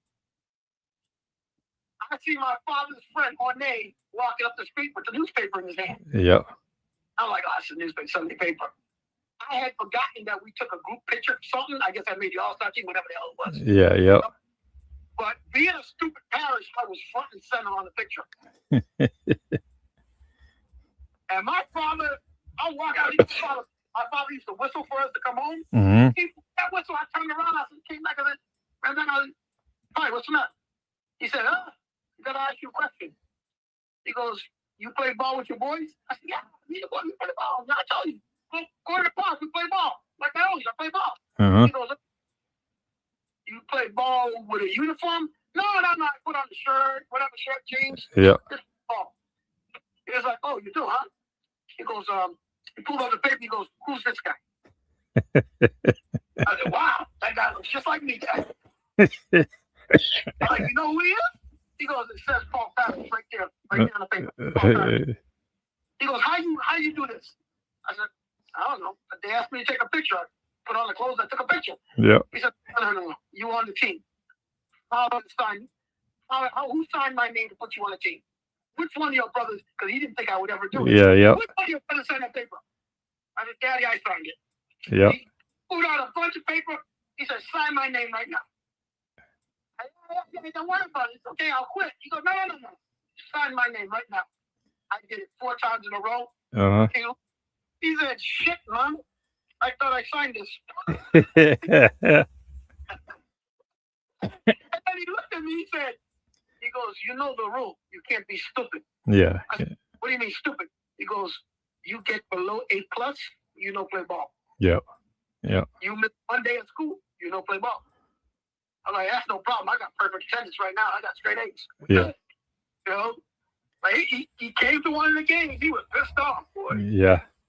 He loved it because I was smart enough to defeat him. Yeah. You know, that was one of his proud father moments, even though I was being a the devil. Yeah. You know, it was like a proud father moment for him, you know, because then his friends were bragging about me too, on top of it. You know, so that kind of worked out with it. He said, "Oh, you ever flunk school, you're not playing no ball." Mm-hmm. We ain't worry about that ever. You know, we ain't gotta worry about that. You know, but yeah, my father, it was freaking unique, man. It was really unique. I had my own chef my whole life. My father was a chef. You know, I was spoiled rotten. You know? Yeah. I died my junior year in high school, but I was spoiled rotten. So, Now, how did he feel about Johnny singing? You know, what he just let that happen? that was a huge fight. Oh my God, was that a fight? Because Kevin Gomes, all of them, Yep. Dookie, they all came to my father. They were like, because you got to understand, my father's Louis Paris. Yeah. His best friends were Bonner. Yeah. Bonner was Bedford. He stayed at our house. Yep. And talked all freaking night with that deep baritone voice. Mhm. But, you know, my father knew all these singers, but he also knew the other side of the business. Yeah. And my father was also a chef for like the Kennedys and all that down the Cape. So he also seen what happened with rich people and all that stuff. Yeah. And he knew that my brother Johnny thought he was the cutest person on the planet. You know? And he was worried about that too. You know? Nobody realized my brother Johnny had a heavy Cape Verdean accent his whole life. Yeah. Yep. He never had to do that. My brother Johnny, he understood Creole and he could speak a little bit of it, but he had a heavy, thick accent, you know? But my brother Johnny was in and out of jail. Yeah. And when it was the guy that helped my brother Johnny the most was the oldest Tavares. The oldest Yeah. Funna. Victor. Funna. I mean, Oh, it's Victor? Victor, I love Victor. And Victor, if you hear me, I love you still to this day. He still calls me Baby Paul. Yeah. Victor was at our house all the time. Yeah. And my father loved Victor. He loved Victor Tavares. He loved it. There were some people that my father, like Kenny Charlton, Kenny Brown, Yep. loved them for who they were the whole life. And Victor was one of them guys who would come over because my father loved, you know, Tavares' father and mother and all that too. Yeah. You know? So Victor was the one that convinced my father that this could keep my brother Johnny straight. That's good. And that Victor was working with my brother Johnny. You know? And but my brother Johnny, the thing that happened with my brother Johnny is what happened to all them bands that broke up. Mm-hmm. But my brother Johnny was offered a solo. Yep. And he should have never, ever pursued it. Yeah. And Philadelphia, I mean, yeah, my brother Johnny could sing and all that. He couldn't be solo because he was too much in love with himself. Mm-hmm. And he loved adoration too much. So he was easily taken advantage of. Yeah, that's definitely You the remember my brother Johnny lost his voice? no. So the reason why my brother Johnny stopped singing, and I'll tell you this. My brother Johnny's working on his solo record, album, whatever the hell. He was in Philadelphia. We remember he was in Philadelphia. My brother Johnny was involved with two women. Yep. In the same building. Wow. He got caught. Mm-hmm. Got caught. The woman he was dealing with, the one that caught him, she didn't tell him she caught him. Yeah. She told him. They made love. My brother Johnny drunk, high, whatever. I'll sleep on the bed. Oil 3 cubic pots or whatever, stew, whatever. Yep. And my brother Johnny was on his back, and she poured the whole entire thing on his face and neck. Damn. My brother Johnny was in a burn unit for the longest time and burnt his larynx. That's why he came back and he talking. Yeah. When we used to call him Roberto Fat Man when he was walking around with a robe and all that stuff. Yeah. Once he lost his voice, he lost himself. Wow. And that's what happened to John Paris. Yeah, that's especially, you know, that was his gift, you know, that was his blessing, and to not have it anymore, and you talk about PTSD, you know, I can't even imagine what he was going through. But the crazy part about it is, after my father died, Bobby Gomes pretty much, he moved in. Yeah. He was living with me. And Dwayne was at my house every night until it was time he went home. Yeah. There were so many nights. Like, if I say my brother Johnny's name to either Bobby Gomes or Dwayne Grace, mm-hmm. they immediately start laughing and crying because we have so many John Paris stories. Yeah. That it is so freaking ridiculous. You know? I'll give you one of the best jokes he ever told us. Go ahead. So it's St. Patrick's Day. We must have been sophomores, juniors in high school. So obviously at that time of the year, we're looking for reasons to get drunk and party and do all this stuff. So we came home feeling really good, playing spades at home and all that stuff. Had beer, pizza, the whole 9 yards. We're drinking. Our brother Johnny comes in. And we're like, Johnny, just go to bed. Just go to bed. No, I want that pizza. I want that pizza. Mm-hmm. And Bobby turns around and says, Johnny, if you want that pizza, you better tell me a very good freaking joke right now. Johnny's like, oh, what's today? Bobby's like, St. Patrick's Day. It's as green as your feet. Because my brother Johnny has this really bad problem with his feet. Uh-huh. So Johnny goes, oh, that's a good one. That's a good one, Bobby. I love you. That's a good one. He goes, okay. I want to ask you a simple question since you guys think you're smart. What do Irish people do for St. Patrick's Day? Mm-hmm. And we look at him like, I don't know. He goes, they blow greenhorns. Oh my God. You could only imagine how long we laughed. Oh my God. I'm laughing. I have told that joke since that day. And only people from New Bedford will get that joke. Oh yeah. Yeah. One day we see a bunch of Portuguese leaving a bar. And my brother Johnny looked at Bobby and said, Bobby, they think it's St. Patrick's Day. They're looking for an Irishman. Oh my God.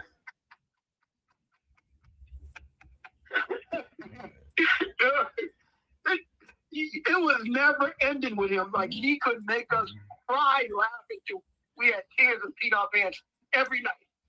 It's yeah, it's I don't know. I miss a lot of them guys, and but Paulo, what I'm gonna do is I'm gonna take this podcast, this audio version of it. I'm gonna put it on Spotify.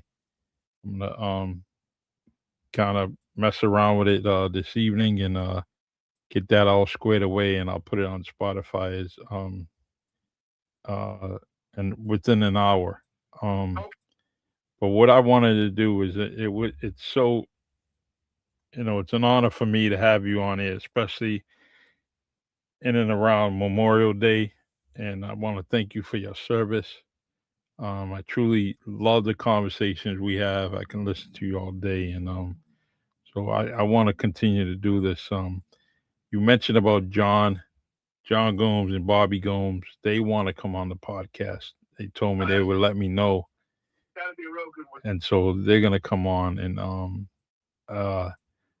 but I also want to thank you for the just the support of the podcast and all the guests you had sent my way, and I'm gonna end this podcast with asking you a question. Who would you like to see on the Really Charlie podcast? Now this is crazy because it came down to a female or a male. I was thinking about it. Mm-hmm. I think you guys really should meet my cousin, Dr. Leroy Jose in Angola. Mm. Now, he's an engineer. Yep. You know, you gotta have him on video. He looks like a Melka Cabral. And this is one of the things he's doing. Mm. And he created an app because we were talking about, you know, he works in the oil fields, in the oil industry with the engineering and all that too. Yeah. He was like, and I introduced him to one of my friends who was in Africa. Turns out that my friend used to work with his wife. Wow. In Angola. I said, I got a friend that used to work in Angola with Chevron. He goes, what, really? And then I said, yeah, I put him on.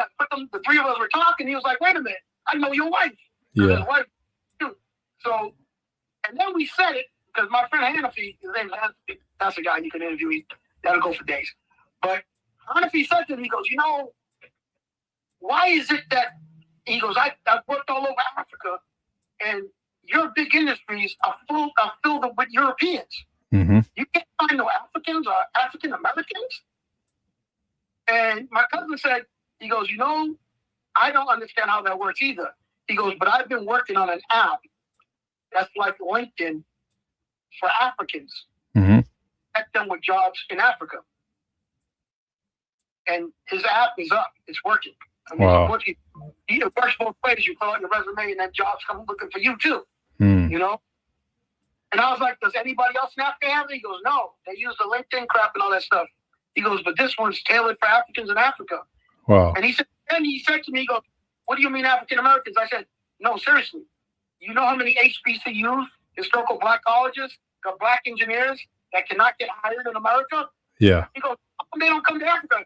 I said, they don't know who to talk to. Yeah. And I said, your app.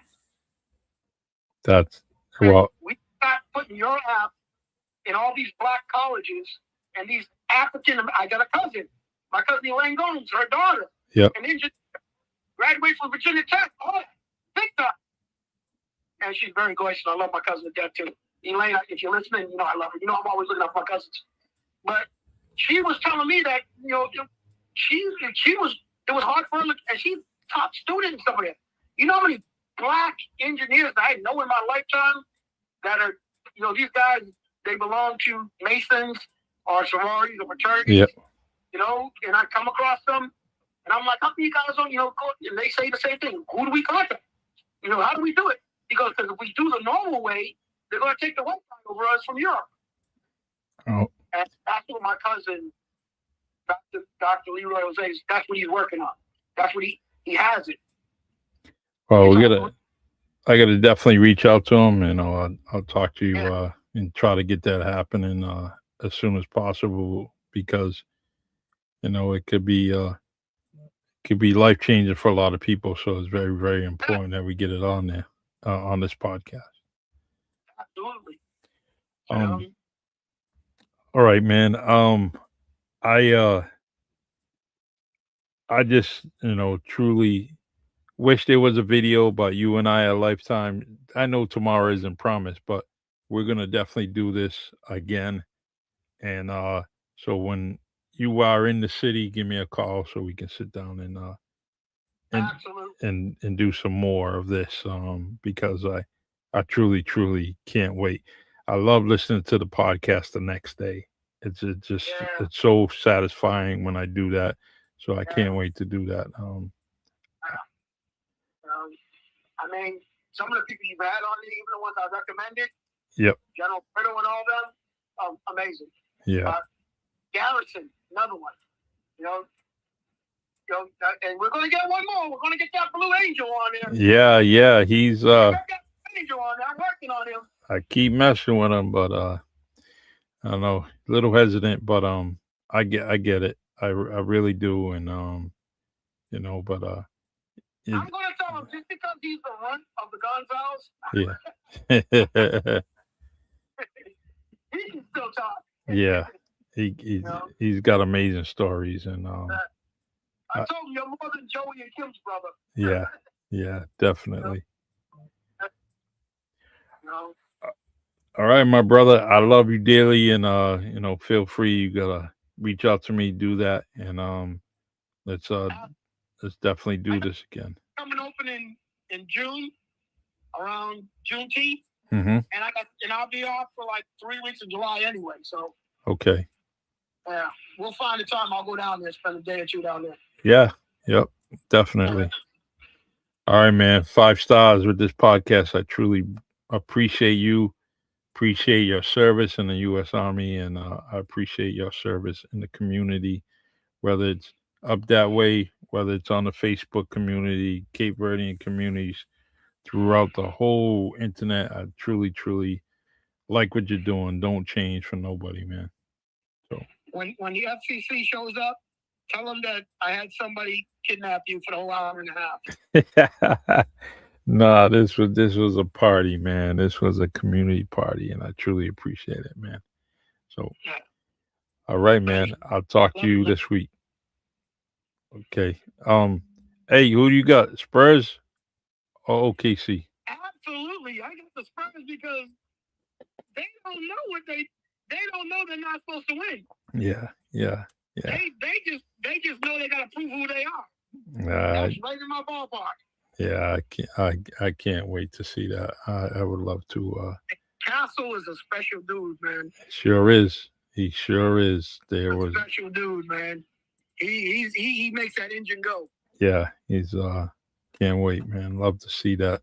Love to see Wimby in and out of New York for another. I tell everybody, if you didn't know what it was like for the people in that era, when Kareem Abdul-Jabbar showed up with the Milwaukee Bucks, you're seeing it right now. Yeah. It's gonna be nice. Yeah. So, Wow.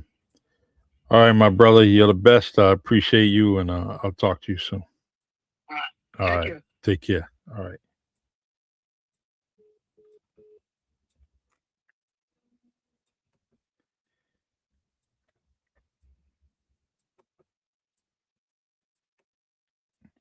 Thank you, everyone, for joining me on the Really Charlie podcast. That was Paulo Paris, my friend, veteran. It was fitting that we end up talking to each other just outside Memorial Day, and I truly